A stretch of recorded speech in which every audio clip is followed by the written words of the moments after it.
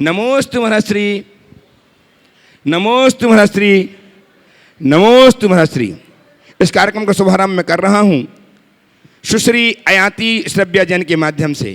प्रथम प्रश्न के लिए उपस्थित हों अयाति श्रव्या जैन। नमोस्तु महाराज जी।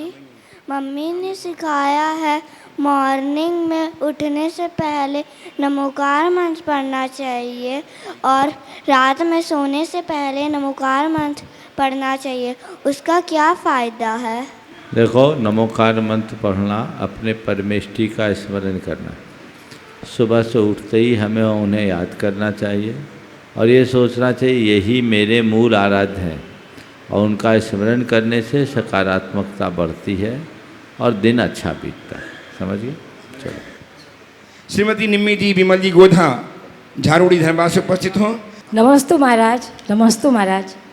महाराज श्री, मेरा ये प्रश्न है कि भक्तामर स्तोत्र में हम लोग अपने वीतरागी भगवान की गुणगान स्तुति करते हैं, लेकिन आजकल भक्तामर स्तोत्र को मेरे ख्याल से थोड़ा कमर्शियल कर दिया गया है। ये स्तोत्र बोलो तो ये होगा, ये स्तोत्र बोलो तो धन मिलेगा, ये स्तोत्र बोलो तो बीमारी दूर होगी। तो मुनिश्री, आप कृपा करके मेरी शंका का समाधान कीजिए। मैं तो बोलता हूँ पूरा बोलो तो सब कर्म कट जाएंगे और हम भक्त हों अमर बन जाएंगे। दरअसल हमारे लिए जो भी हमारे धर्मोपासना के साधन, उनका उपयोग आध्यात्मिक दृष्टि रखकर करना चाहिए। ठीक है, रोग चिकित्सा आदि के निमित्त से इनका कोई प्रयोग करता है तो गलत नहीं है, पर वो केवल रोग का इलाज, वो एक ट्रीटमेंट है, वो एक धर्म नहीं।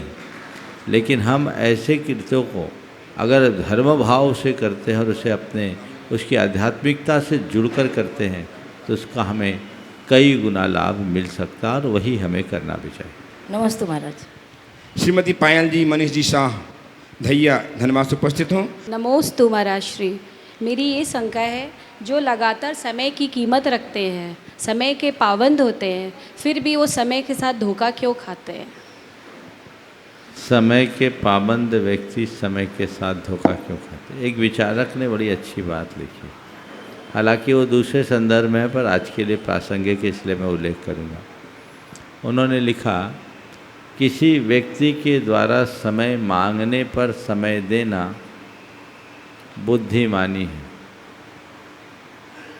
किसी व्यक्ति के द्वारा समय मांगने पर समय देना बुद्धिमानी है और समय पर उपस्थित हो जाना मूर्खता। समय मांगने पर समय देना बुद्धिमानी है और समय पर उपस्थित हो जाना मूर्खता। क्यों? क्योंकि कोई समय का पालन नहीं करता। आप समय पर पहुंचोगे, आपको इंतज़ार करना होगा, वो उस संदर्भ में। दरअसल जो व्यक्ति समय के पाबंद होते हैं और समय के पाबंद लोगों के साथ रहते हो, कभी धोखा नहीं खाते। हमें उन लोगों से थोड़ा सा सावधान रहना चाहिए जिनके लिए समय का कोई मूल्य नहीं। यदि हम उनके बहाव में बह जाएंगे और अंधा विश्वास करेंगे तो हमारे साथ ऐसी स्थितियाँ होती हैं कि हम समय की प्रतीक्षा करते रह जाएंगे और समय हमारे हाथ से निकल जाएगा। तो समय के पाबंद को हर अर्थ में समय के पाबंद लोगों का साथ जोड़ना चाहिए। ठीक है? नमोस्तु महाराज। हाँ, उपस्थित हों श्रीमान प्रमोद जी राखी जी जैन धैया धनबाद से। नमोस्तु भगवान, नमोस्तु महाराज। आज के दौर में वही रब है जिसके पास पैसा और पद है। आज के दौर में वही भगवान है जिसके पास पैसा और पद है। कहना क्या चाह रही? मतलब देखो, ऐसा है, पैसा और पद के पीछे दुनिया भागती है, पर पूजती किसको है? पूजा किसकी होती है? पद, ज्ञान, पैसे वालों की या पैसे को त्याग देने वालों? त्याग देने वालों। समझ लो दुनिया में बड़ा क्या है। हाँ। समझ गए? इस भारत की भूमि में बड़े बड़े चक्रवर्ती राजा महाराजा हुए, पर भारत की पहचान उनसे नहीं हुई। भारत की पहचान ऋषि मुनि और संतों से हुई, क्योंकि भारत की धरती त्याग की धरती है और हमें त्याग का आदर्श लेकर चलना चाहिए। नमोस्तु भगवान, नमोस्तु। आइए श्रीमान चक्रेश जी। दोनों गुरुवरों को नमोस्तु। आज की एक समस्या है, बच्चे ज़्यादा पढ़ लेंगे तो माँ बाप की परवाह इज्जत नहीं करेंगे, धर्म से विमुख हो जाएंगे, व्यवसाय में हाथ नहीं बटाएंगे। इतनी समस्याएं गिनाकर वो आज के माँ बाप बच्चों को हायर एजुकेशन देने में संकोच करते हैं, या उनको जितना व्यापार में ज़रूरत है उतना एजुकेशन की बात करते हैं और उनको रोकते हैं और अपने व्यापार में लगा देते हैं। मेरा सवाल है, मेरी जिज्ञासा है, कहीं ऐसा कर वो अपने स्वार्थ में या अपने ज़रूरत के हिसाब से बच्चों का स्किल डेवलपमेंट या युवा काल, जो उनका युवा काल है उसको रोकते तो नहीं, बाधित तो नहीं करते हैं, जो युवा काल में जो उनका दोनों दृष्टियाँ अगर स्थूलतया देखें तो ऐसा लगता है कि बाधित कर रहे हैं, और व्यापकता से देखें तो ऐसा लगेगा कि हित कर रहे हैं। उच्च शिक्षा के लिए भेजने में कोई बुराई नहीं है, लेकिन बच्चों की मानसिकता केवल एक अदद नौकरी की नहीं होनी चाहिए। आज के समय में ज़्यादातर बच्चे पढ़ाई करते हैं और पढ़ाई करते समय शुरू से उनका लक्ष्य होता है नौकरी। एक बच्चे का मन था हमको आईआईटी करना है, और आईआईटी करने के लिए वो कोटा जाना चाह रहा था। मैंने उससे पूछा तुम आईआईटी क्यों करना चाहते हो? बोले इसलिए कि अच्छी जॉब मिल जाए। जबकि उसके खुद का इतना बड़ा बिजनेस कि जॉब करने की बात तो बहुत दूर, कईयों को जॉब देने में समर्थ, लेकिन फिर भी वो कर रहा है। तो मैंने उससे कहा कि जॉब क्यों करना चाहते हैं? बोले सब कर रहे इसलिए, और हमारे पेरेंट्स ने हमको शुरू से इसके लिए प्रिपेयर किया है कि तेरे को आईआईटी करना और जॉब करना। मैंने कहा ये गलत दिशा है। और इसके साथ एक नकारात्मक पहलू इसका ये भी है कि बच्चे बड़े तनाव और दबाव में होते हैं। शुरू से प्रतियोगी परीक्षाओं की मानसिकता उनकी जो होती है, जो उन्हें अंदर से तोड़ देती है। आज जो बच्चों के द्वारा आत्महत्याएं हो रही है, उसकी घटनाएं दिनों दिन बढ़ रही है, उस पर भी विचार करना चाहिए। पढ़ाई करना बच्चों के लिए बहुत ज़रूरी है, लेकिन उच्च शिक्षा को ग्रहण करने से पूर्व उन्हें अपने पारिवारिक पृष्ठभूमि को भी देखना चाहिए। हम पढ़ाई कर रहे हैं, बेसिक क्वालिफिकेशन तो 12th तक में हो जाता है, उसके बाद डिग्रियां होती हैं, वो काम में आती है, लेकिन बहुत ज़्यादा काम में आए ऐसी बात नहीं। दुनिया के अति सफलतम लोगों में से बहुत से ऐसे लोग हैं जिनके पास कोई डिग्री नहीं है, पर खुद का तजुर्बा है, जिसके बल पर वो दुनिया के शहंशाह बने। तो पढ़ाई के संदर्भ में लोगों को ये चाहिए कि वो अपने पारिवारिक पृष्ठभूमि को पहले देखें, उसके अनुरूप अपने पढ़ाई का क्षेत्र चुनें। आज एक बड़ा नुकसान ये हो रहा है कि हर बच्चे उच्च शिक्षा में ग्रहण करके नौकरी के लिए जा रहे हैं और घर परिवार से दूर हो रहे हैं। घर का बढ़िया अच्छा सेटअप, अच्छा व्यवसाय, सब कुछ छोड़कर महानगरों में सिकुड़ करके रह रहे हैं। 5-5 हज़ार वर्ग फुट का जिनका अपना बंगला है, उसको छोड़कर वो 500 फुट के एक छोटे से फ्लैट में रहने को मजबूर हो रहे हैं। इसके दूरगामी परिणाम बहुत भयानक हैं। इससे ये हो रहा है कि बड़े शहरों में दबाव बढ़ रहा है। छोटे मझोले शहर, अब गांव नहीं, शहरों की भी हालत ये है कि घरों में केवल सीनियर सिटीजन देखने को मिलते हैं। तो भविष्य क्या होगा? फिर यहाँ क्या होगा? उनका जो व्यवसाय है, उनकी जो धार्मिक व्यवस्थाएं हैं, उनके धर्मायतन है, वो क्या होगा? जनसंख्या का अनुपात कहाँ जाएगा? तो केवल पढ़ाई ही नहीं होना चाहिए, और भी चीज़ें देखना चाहिए। इन बिंदुओं पर भी तो लोगों को विचार करना चाहिए। आज भी आप सर्वे करोगे धनबाद में ही, तो ज़्यादातर घरों में बुजुर्ग दंपति ही होंगे, या तो बच्चे जॉब कर रहे होंगे या पढ़ रहे होंगे। ये चल रहा है। तो ये हर शहर में ऐसा हो रहा है। आखिर ऐसा क्यों? और नौकरी में भी स्ट्रेस भी है, तो हमें जॉब करने की जगह जॉब देने वाला बनना चाहिए, जिससे हम अपने दम पर अनेक का भरण पोषण कर सके, करा सके। इसलिए इस व्यापक संदर्भ में अगर देखा जाए तो माँ बाप की ये हिदायत बच्चों के लिए हितकारी है। ज़्यादातर बच्चे खुद से अपना निर्णय नहीं ले पाते, वो अपने दोस्तों को देखते हैं, वो जैसा करते हैं वैसा भी वो लोग भी करना शुरू कर देते हैं। तो ये भी बड़ी गड़बड़ी है। कायदे से 9th 10th क्लास में आते ही बच्चों की काउंसलिंग होनी चाहिए, उनका दिमाग खोलना चाहिए और उन्हें ये सुनिश्चित करने के लिए प्रेरणा देनी चाहिए कि आगे तुम्हें क्या करना है, कौन सा कोर्स करना है। तो फिर वो उसी लाइन में प्रिपेयर्ड हो और काम करे तो बहुत आगे बढ़ सकता है। आइए गुणादान की ट्रस्टी अनन्य गुरु भक्त श्रीमान चक्रसी जैन धनबाद धैया से। नमस्ते गुरुवर, मेरा प्रश्न जम्बू द्वीप से है।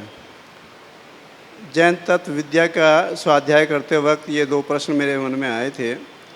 एक कि मध्य जम्बू द्वीप को 6 पर्वतों के द्वारा 7 क्षेत्र में बांटा गया है और प्रत्येक पर्वत से, सिंधु से, वहाँ से 2-2 नदियाँ निकलती हैं। एक पूर्व की जाती और जाकर समुद्र में मिलती है, एक पश्चिम की ओर जाकर के समुद्र में मिलती है। तो 6 पर्वत में से 12 नदी हुई, लेकिन नदी तो 14 हैं। तो 2 नदी क्या कैसे? ये 2 नदियाँ कहाँ गई? हाँ जी, थोड़ा अच्छे से पढ़ो। पहले और आखिरी पर्वत से 3-3 निकली, फिर से पढ़ो तो 14 पूरी मिल जाएगी, है ना? चलिए। अच्छा, वो पूर्व की तरफ जाएंगे कि पश्चिम की तरफ? वो तीसरी वो ऊपर जाएगी, एक उत्तर की तरफ जाएगी और उत्तर की तरफ जा कर के वो आपके पूर्व के समुद्र में जाएगी। दूसरा ये है कि पुष्करवर द्वीप का विस्तार 16 लाख योजन है, लेकिन उसी पुस्तक में एक जगह पर ऐसी गणना करी जिसमें 45 लाख योजन हो जाता है। आप अलग से बैठ के बात करना, तो वहाँ गणना करके बताऊंगा, ये इस मंच का सवाल नहीं है। आगे चलिए। उपस्थित हों श्रीमान राजा जी जैन ISM धन्यवाद। गुरुदेव के चरणों में 3 बार नमोस्तु नमोस्तु नमोस्तु। गुरुदेव, मेरा प्रश्न यह है कि हम नमोकार मंत्र में पंच परमेष्ठियों को नमस्कार करते हैं और साक्षात एक परमेष्ठी भगवान हमारे सामने बैठे हुए हैं।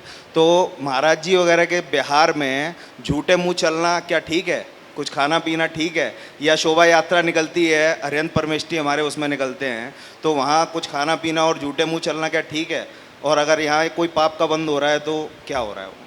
देखो, कायदे की बात पूछो तो मैं तो ये कहूँगा, तुम सर्वस्व त्यागी के साथ चल रहे हो तो कुछ तो त्याग का आदर्श पालो।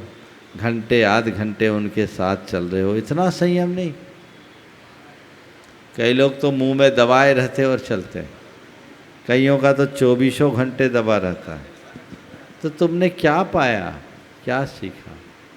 हाँ, हर व्यक्ति का उतना सत्व नहीं, गर्मी का दिन है, भूख प्यास सहन करने की उतनी क्षमता नहीं है, कोई दिक्कत नहीं। अगर लेना भी है तो थोड़ी आड़ में लो, आगे पीछे लो और बाद में मुख शुद्धि कर लो, कुल्ला कर लो, तो ये बहुमान है। लेकिन आजकल तो जब से बोतल तुम लोगों के हाथ आ गई ना, 1-2 बार तो लोगों ने सभा में ही बैठे बैठे, क्योंकि साथ में आपके बैग में वो चीज़ें रहती, आदत है, पर वो ये नहीं समझ पाते कि मैं कहाँ चूक रहा हूँ। तो मैं सभी से कहूँगा, बहुत अच्छा सवाल किया तुमने। अपनी विशुद्धि को बरकरार रखना चाहते हो तो इसका यथासंभव ध्यान रखो। रखा जा सकता है, कोई बड़ी चीज़ नहीं है। थोड़ा सा आड़ कर लिए, आगे पीछे कर लिए और काम कर लिए तो काम हो सकता। आए श्रीमान संजय जी रीना जी के साथ। नमोस्तु महाराज श्री, नमोस्तु नमोस्तु नमोस्तु। शब्द मिलते तो मुफ्त में हैं, लेकिन उनके चयन पर निर्भर करता है कि उनकी कीमत मिलेगी या उनकी कीमत चुकानी पड़ेगी। तो अपने शब्दों पर कैसे नियंत्रण करें? बहुत अच्छा वाक्य। शब्द मिलते तो मुफ्त में हैं, पर उनके चयन पर निर्भर करता है कि कीमत मिलेगी या कीमत चुकानी पड़ेगी। आपने पूछा शब्दों पर नियंत्रण कैसे करें। अपने अतीत में लौटो और उन पलों को याद करो जिन पलों में तुम्हें अपने शब्दों की भारी कीमत चुकानी पड़ी हो। हर व्यक्ति के जीवन में ऐसा कभी न कभी हुआ होगा कि अपने वचनों के स्खलन के कारण भारी कीमत चुकानी पड़ी हो, और उस स्मृति को अपने सामने रखो और तय कर लो कि अब मैं दोबारा ऐसी गलती नहीं करूँगा। ये हमारे जीवन में एक संयम का आधार बन सकता है, खुद के साथ भी या औरों के भी वचनों के अनियंत्रण से उन्हें जो कीमत चुकानी पड़ी है उसके विषय में भी सोचा जा सकता है। तो हम इसको भी सीख सकते हैं। बोलने से पहले तौलना, चूँकि बोलना हमारी प्रवृत्ति है और जिस व्यक्ति की जैसे संस्कार हो जाते हैं वैसे ही भाषा और शब्दावली का प्रयोग करता है। लेकिन यदि हम थोड़ा जागरूक हो जाएं तो अपने वचनों में काफ़ी अंशों में नियंत्रण ला सकते हैं। एक युवक जिसके वचनों पर बिल्कुल नियंत्रण नहीं था, वो सोचता बाद में, बोलता पहले। नतीजा हर किसी से उसकी स्टेशन फंस जाती। इससे वो खुद से भी परेशान, बात उलझ जाए, कुछ भी बोल दे। वो अपनी व्यथा मेरे पास लेकर आए तो मैंने उसको एक सूत्र दिया। मैं तुम्हें एक मंत्र देता हूँ, इस मंत्र को एकदम गुनो, तुम्हारे अंदर बदलाव आ जाएगा और तुम अपने वचनों पर नियंत्रण रख सकोगे। फिर महाराज बता दीजिए। तो मैंने उसको बोला, एक मंत्र है, सही बोलना है, सुंदर बोलना है, सही बोलना है, सुंदर बोलना है, सही बोलना है, सुंदर बोलना है। जब भी तुम खाली हो यही वाक्य दोहराओ, सही बोलना है, सुंदर बोलना है, सही बोलना है, सुंदर बोलना है। और मैंने उससे कहा एक माला तो चित्त से बैठकर रोज दोहराओ, एकदम दीर्घ और लयात्मक स्वरों में, और फिर तुम देखो तुम में कितना परिवर्तन आता है। आप सुनकर आश्चर्य करेंगे, आज उस व्यक्ति की भाषा में बड़ा बदलाव आ गया। उसने कहा, महाराज जी 1.5-2 महीने करने के बाद जहाँ मैं पटरी से उतरता अंदर से आवाज़ आती, सही बोलना है, सुंदर बोलना, और ब्रेक लग जाता। ये हमारे सबकॉन्शियस माइंड का खेल है। इसको बोलते हैं एक प्रकार का ऑटो सजेशन। हम भावना योग के माध्यम से नियमित कराते भी हैं। तो ये भावना योग का एक हिस्सा है। इसको यदि व्यक्ति नियमित करते रहे तो जीवन में बहुत बड़ा बदलाव आ सकता है। अपनी एक एक दुर्बलता को हम दूर कर सकते हैं, बशर्ते हम उस स्तर का अभ्यास करें। श्रीमान संजय जी मिहिजान और तैयार रहेंगी श्रीमती। नमोस्तु नमोस्तु नमोस्तु। बात कड़वी है पर सच्ची है। पत्नी और बच्चे ऑनलाइन शॉपिंग करते हैं और पिता बेचारा दुकान में अगरबत्ती दिखाकर ग्राहक का इंतजार करता है, तो यह कैसे सुधरे? पत्नी और बच्चे ऑनलाइन शॉपिंग करते हैं और पिता अगरबत्ती जलाकर ग्राहक का इंतजार करता, कैसे? एक बहुत गंभीर बात है, इस पर ध्यान देना चाहिए। ये हंसने की बात नहीं है। ये आने वाले दिनों में एक बहुत बड़ी समस्या उत्पन्न कर सकता है। अभी जितनी मुझे जानकारी है कि प्रति वर्ष ऑनलाइन व्यापार का अनुपात बढ़ता जा रहा है। मैं समझता हूँ कोई युवा इसका अगर अपडेट यहाँ दे सके तो बहुत अच्छा। आज के टाइम में बाज़ार में ऑनलाइन मार्केट का कितना बड़ा कब्जा है, पूरे बाज़ार में कितना कैप्चर है? मेरे ख्याल से 12-13% तो हो गया होगा। जो भी हो, इसके डेटा आप लोगों के पास होंगे। लेकिन अगर ऐसा ही होता रहा तो आने वाले दिनों में लोग बेरोजगार होंगे। हमारे देश में एक दूसरे के साथ संपर्क जुड़ा हुआ है। एक किसान सब्जी उगाता है, वो एक दूसरे व्यापारी को देता, उस व्यापारी से एक छोटा व्यापारी लेता, उससे आप खरीदते हो, कितनों का पेट भरता है। आजकल तो साग सब्जी भी ऑनलाइन होने लगे। माना आपको उसमें कुछ सुविधा है, लेकिन हमें केवल अपनी सुविधा नहीं देखनी चाहिए, देश की समुन्नति और समृद्धि भी देखनी चाहिए। इसलिए आप देखिए कि कोई भी इतने सारे लोग जो अपने दुकान खोल करके बैठे हैं, इतने सारे लोग जो सड़क पर फुटपाथ पर अपना दुकान लगा करके अपना रोजगार करते हैं, आप उनसे लेते हैं तो आपका कुछ नहीं जाएगा, 2-4% का अंतर होगा, 10% का अंतर, लेकिन उस व्यक्ति का पेट पलेगा, उसका परिवार पलेगा। ऑनलाइन लेने में तो कुछ कंपनियां ही पैसा कमाएगी।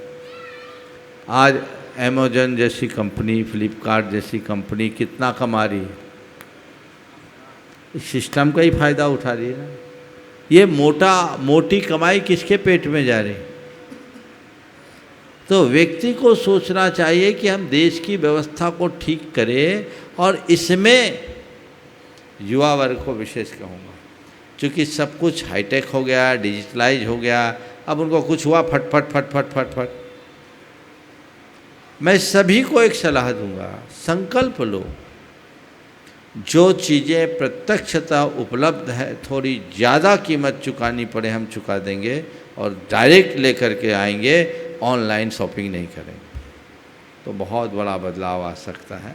अन्यथा जैसा दिख रहा है 10-20 वर्ष बाद हाल बेहाल होगा, जो बहुत भयावह होगा। अब सरकार की अपनी नीतियाँ, अंतर्राष्ट्रीय नीतियाँ, वो अपनी जगह है, लेकिन भारतीय समाज व्यवस्था की तासीर के अनुकूल ये कदाचित नहीं है। इसलिए इस पर बहुत गंभीरता से ध्यान देना चाहिए, नहीं तो अभी तो अगरबत्ती जला के ग्राहक की प्रतीक्षा कर रहे हैं, पता नहीं कल अगरबत्ती के लायक भी बचो कि नहीं बचो। इसलिए इस पर गंभीरता से ध्यान देना चाहिए। उपस्थित हैं गुवाहाटी की ट्रस्टी मंत्री श्रीमती चंद्रिका जी पाटनी, रांची से। दोनों मुनिराजों के चरणों में मेरी तरफ से, जगत के सब जीवों की तरफ से नमोस्तु। महाराज श्री कहते हैं कि कदर करना सीखो, ना तो ज़िंदगी लौट कर वापस आती है, ना लोग वापस लौट कर आते हैं, तो ज़िंदगी में कदर कैसे करना चाहिए सबकी। बहुत अच्छी बात, कदर करना सीखो, न ज़िंदगी लौट कर वापस आती, न लोग लौट कर वापस आते। कदर करना सीखने के लिए कुछ नहीं करना। अगर कोई हमारी कद्र करता है तो हमें क्या अनुभूति होती है, और कहीं जहाँ हमारी उपेक्षा होती है तो हमारे लिए क्या अनुभूति होती है। ये दोनों अनुभूतियों को व्यक्ति सामने रखे तो अपने आप व्यक्ति कद्र करना सीख सकता है। कद्र करने सीखने के लिए आप कद्रदान लोगों के संपर्क में रहें, ऐसे लोगों के संपर्क में रखें जो दूसरों की कद्र करते हों, जिनकी भाषा, जिनके व्यवहार में विनम्रता दिखती हो। और कद्र करना सीखने के लिए तीसरा उपाय ये है, ऐसे लोगों के चरित्र को पढ़ें जिन्होंने अपनी और औरों की कद्र करके अपने जीवन को ऊंचाइयों तक पहुंचाया है। तो इससे हमें प्रेरणा मिलेगी आगे बढ़ने की। और जितने भी महान लोग हैं, आप उनके जीवन में उतर कर देखेंगे तो आप पाएंगे कि उनके जीवन में विनम्रता, कद्र, आदर, सत्कार, अदब कूट कूट के भरे। उस व्यक्ति की भाषा और व्यवहार अलग दिखेगी। इसलिए इन बातों को हमें ध्यान में रखते हुए जीवन को आगे बढ़ाना चाहिए। हम औरों की कद्र करेंगे तभी हमारा कोई कद्र कर पाएगा। इसलिए चाहे बड़ा हो या छोटा, हम हर किसी से सम्मानपूर्वक बात करें, और सम्मान देना सीखें। आइए रेणु जी गंगवाल। नमोस्तु गुरुदेव, नमोस्तु गुरुदेव। मेरा प्रश्न नमोकार महामंत्र से है। नमोकार महामंत्र में आचार्यों को पहले नमस्कार किया है और सर्व साधु को बाद में, जबकि साधु बनने के बाद ही आचार्य पद की प्राप्ति होती है, ऐसा। आचार्य गुरु हैं, साधु चेला है, तो गुरु को पहले, शिष्य को बाद। आइए डॉक्टर अंजनी कुमार जी जयसवाल, साइंटिस्ट, धन्यवाद, प्रस्तुत करेंगे। सभी तैयार हैं, पूरे 15 बच्चे। पदार्थ जगत से अटैचमेंट हम जितना छोड़ना चाहते हैं, ये उतना ही सूक्ष्म बनकर हमें परेशान करते रहता है, और कभी तो ये स्थूल भी सूक्ष्म बन जाता है, और सूक्ष्म बनने के बाद इसे जितना ढूंढने का कोशिश करते हैं वो अंतर्ध्यान भी हो जाता है। बहुत बहुत अच्छा सवाल आपने किया है। पदार्थ जगत से हम अपने आप को जितना दूर करना चाहते हैं, उसका संस्कार हमें उतना प्रभावित होता है।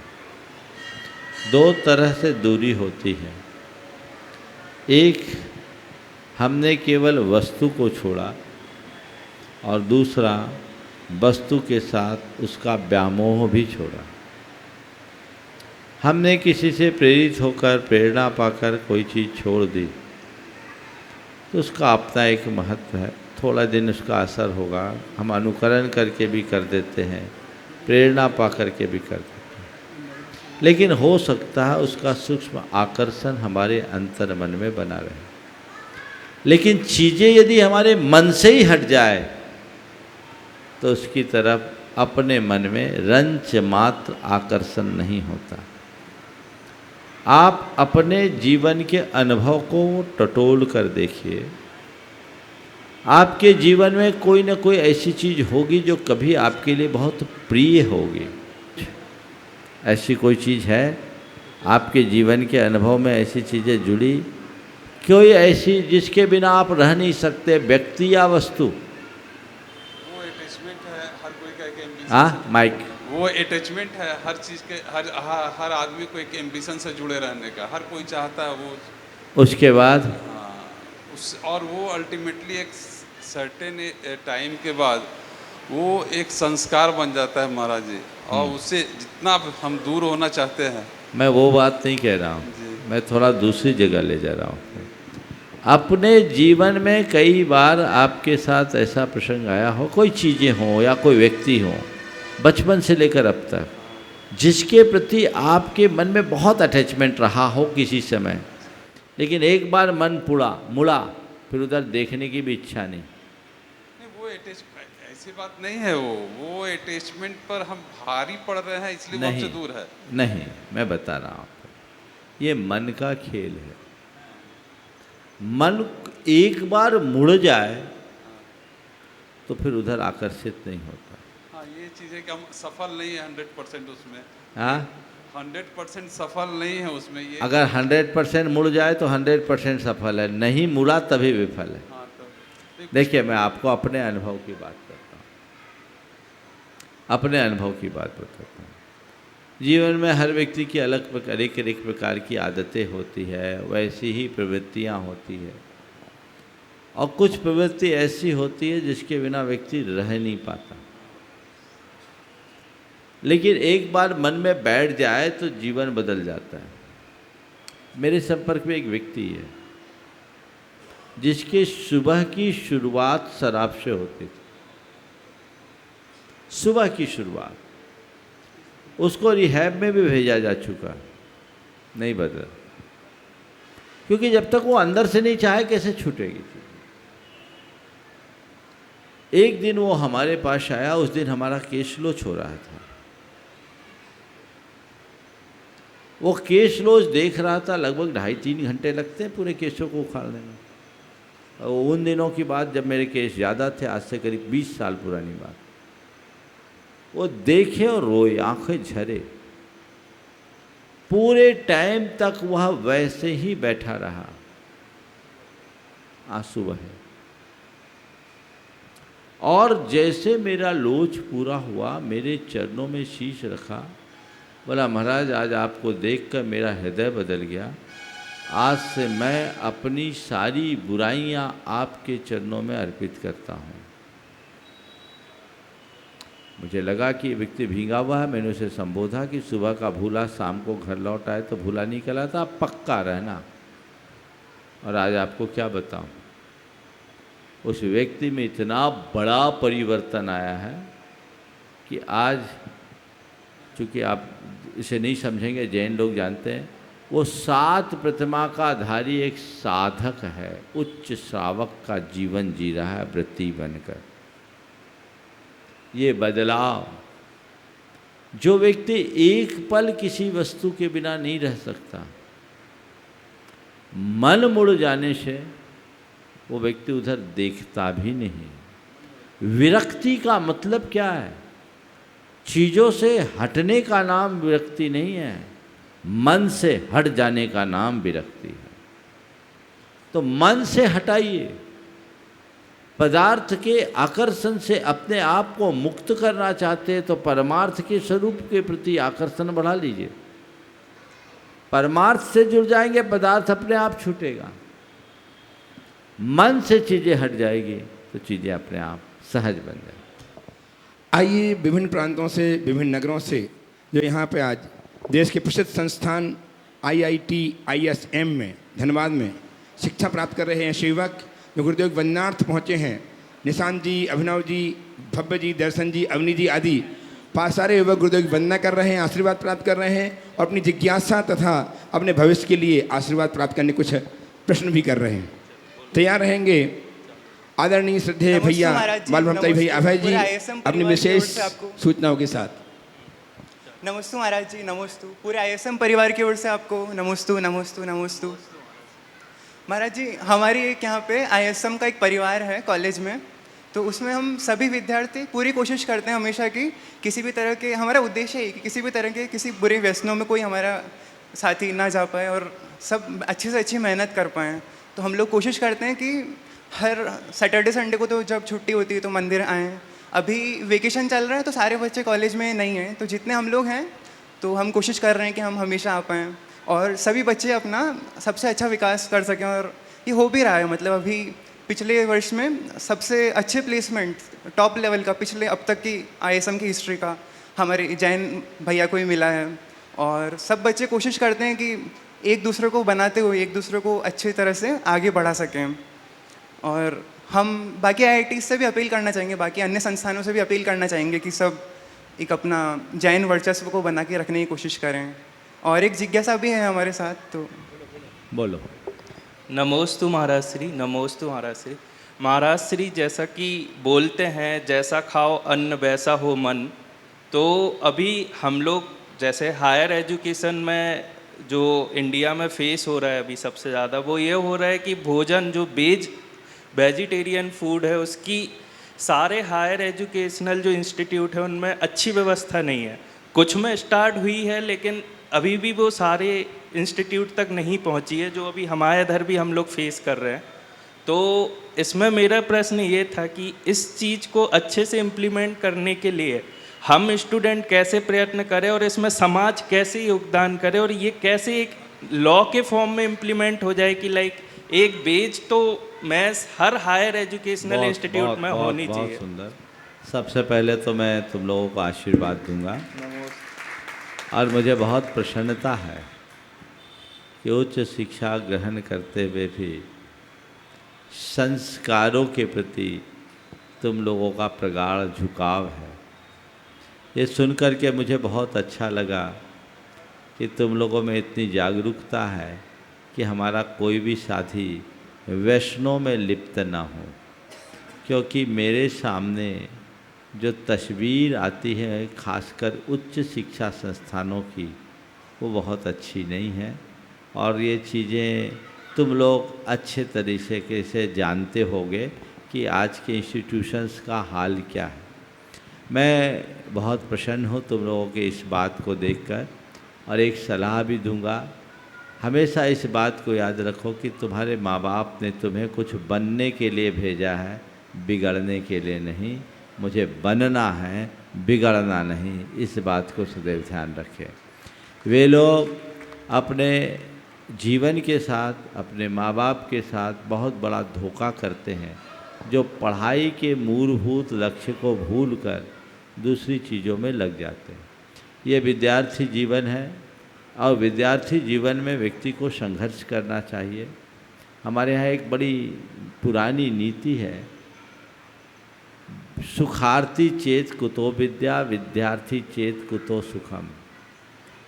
सब सुख भोगों का त्याग करने वाला ही एक अच्छा विद्यार्थी होता है। आज तुम लोग यहाँ हो, जहाँ तक मुझे जानकारी किसी आईआईटी में एयर कंडीशन की सुविधा तो शायद हॉस्टल्स में नहीं है ना, क्लासरूम्स में भी नहीं है, कोई कॉमन टॉयलेट में जाना पड़ता होगा। इसमें से बहुत से बच्चे ऐसे भी होंगे जो घरों में पूरे लग्जरी के साथ रहते हैं।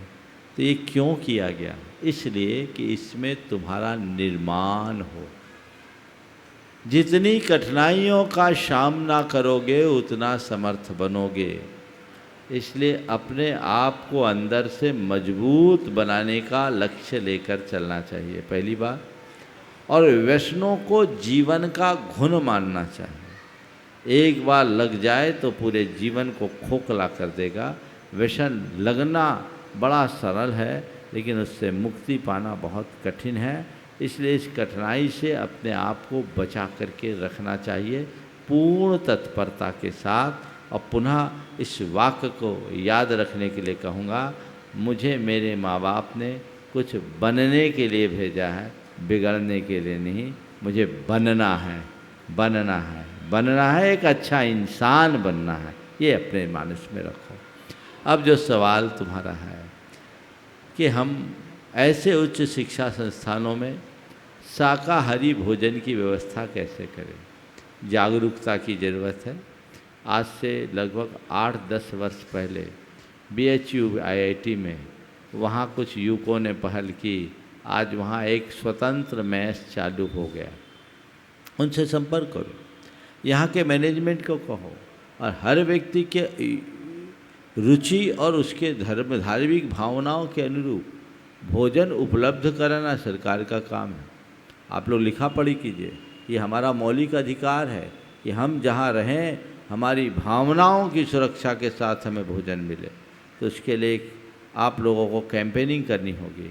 और केवल जैन नहीं, आज बहुत से ऐसे भाई हैं जो शाकाहारी हैं। तो हर व्यक्ति को शाकाहार से जोड़कर, बल्कि अध्यापक गणों को भी जोड़कर इस मिशन का हिस्सा बनो। और जैसे BHU ने किया है, BHU के बच्चों ने किया, वो उदाहरण प्रस्तुत किया जा सकता है। थोड़ा आज तुम लोग इतनी संख्या में हैं, मुझे मालूम पड़ा 50-55 तो केवल जैन है, और देखोगे तो मेरे अनुमान से केवल शाकाहारियों का अच्छा प्रतिशत निकल सकता है। तो थोड़ा सा जागरूक बनना पड़ेगा, लोगों को मोटिवेट करना चाहिए, उसके लिए उनको प्रेरणा दो, तो एक बदलाव आएगा। और ये तुम लोगों की एक बहुत बड़ी उपलब्धि होगी कि हमें हमारी भावनाओं के अनुकूल भोजन करना है। स्वाभाविक रूप से मेस कॉमन होता है, तो जिस दिन कुछ उल्टी सीधी चीज़ें बनती हैं, तुम लोग खाने में भी बहुत ग्लानि होती होगी। तो ये तुम्हारी भावनाओं के साथ एक बहुत बड़ा खिलवाड़ है, और इसके लिए जो भी कार्यवाही है वो करनी चाहिए। और मैं देश भर के लोग जो इसे सुन रहे हैं उनसे भी मैं कहूँगा कि इसके कानूनी पक्ष पर भी विचार किया जाए कि क्या हो सकता है, और हर संस्थान के प्रशासन से इस बात को कहा जाए। और अभिभावक गण भी जब बच्चों का एडमिशन कराते हैं तो इस बात को जोर दे कर के कहें कि हमारा बच्चा शाकाहारी है और इनके लिए शाकाहारी भोजन का प्रबंध किया जाए, इनकी भावनाओं के अनुरूप किया जाए। तो मुझे लगता है कि बहुत जल्दी ये कार्य हो सकता है। वर्तमान में जो केंद्र सरकार है इस विषय में बहुत गंभीर और संवेदनशील सरकार है, उसका पूरा लाभ लेना चाहिए और इसकी एक सार्थक पहल होनी चाहिए। हाँ हाँ, तुम्हें भी बनना है, बोलो। नमस्ते महाराज जी। जैसे जनरली देखा जाता है कि जो मार्ग दूसरे लोग ले चुके हैं वो हमें अच्छे से गाइड कर देंगे कि कैसे चीज़ें करनी है, बट अगर हमें अलग कोई मार्ग लेना है, जैसे कोई अलग करियर में जाना है, तो वहाँ ज़्यादा लोग नहीं गए हैं तो कोई गाइड करने वाला नहीं रहता है। और ऐसे में जब डिसीजंस लेते हैं तो बहुत सारे डिसीजन सामने रहते हैं और हमें पता नहीं रहता कि क्या किस चीज़ से क्या होने वाला है। ऐसे में बहुत ज़्यादा कन्फ्यूजन होती है कि क्या चूज़ करना चाहिए, क्या नहीं करना चाहिए। तो जब कोई मार्गदर्शक ना हो तो हम अपना मार्ग स्वयं कैसे बनाएं? बहुत अच्छा। दो रास्ते हैं, दो तरीके के लोग हैं। एक वे हैं जो बने बनाए रास्ते पर चलते हैं, और दूसरे वे हैं जो खुद अपना रास्ता तैयार करते हुए आगे बढ़ते हैं। जो बने बनाए रास्ते पर चलते हैं उनके लिए ज़्यादा कुछ करने की ज़रूरत नहीं कि लोगों ने रास्ता बनाया, महापुरुषों ने रास्ता बनाया, हम उनको फॉलो किए, आगे चले गए, और इसीलिए एक कहावत बन गई, महाजनों ये न गतः स पंथा। इसमें तो हमको केवल एक का अनुकरण करना पड़ता है।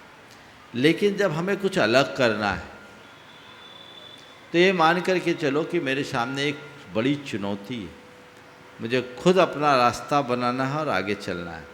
लोग मुझे फॉलो करेंगे, मुझे किसी को फॉलो नहीं करना, पर इसके लिए दृढ़ इच्छा शक्ति और ऊंचा मनोबल चाहिए।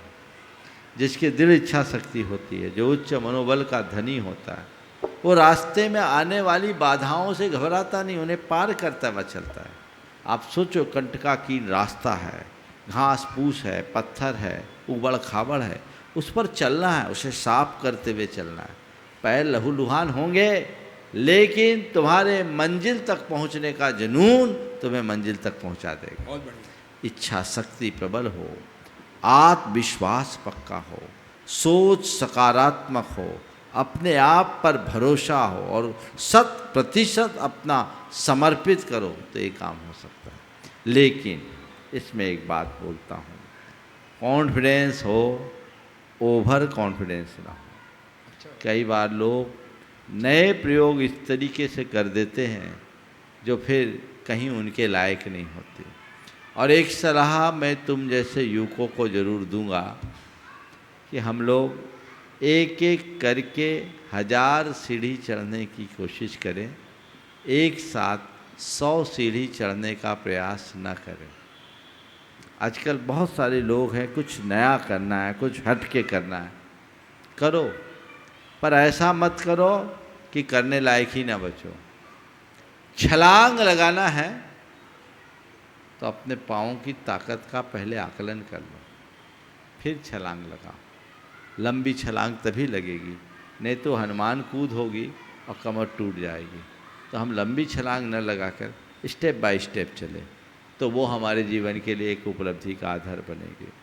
जहाँ तक सवाल है निर्णय लेने का, तो जब हमने खुद अपना रास्ता चुना है तो उसके लिए निर्णय हमें खुद लेना होगा। बहुत सारी समस्याएं, मैं अपने जीवन का एक अनुभव बताता हूँ। तो अभी जो गुणायतन का प्रोजेक्ट चल रहा है, नाम सुना होगा तुम लोगों ने। गुणायतन एक बहुत ही महत्वाकांक्षी योजना है। जैन धर्म में 14 गुण स्थान, जिसे एक भावात्मक रूप में जाना जाता है, हमारी भाव दशा को मापने का पैमाना।